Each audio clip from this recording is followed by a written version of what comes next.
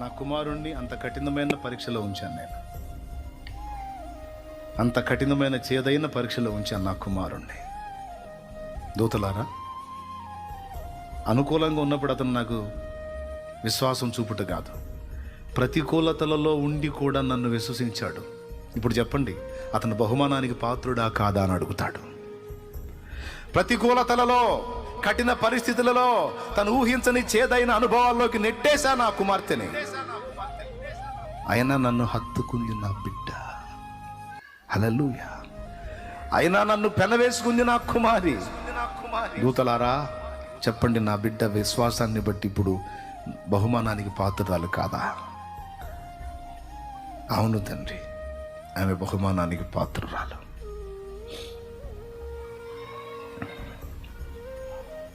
ఎక్కడ వెళ్ళడైతే?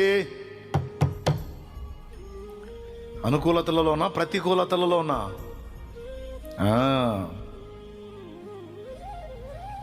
దేవునికి మహిమ.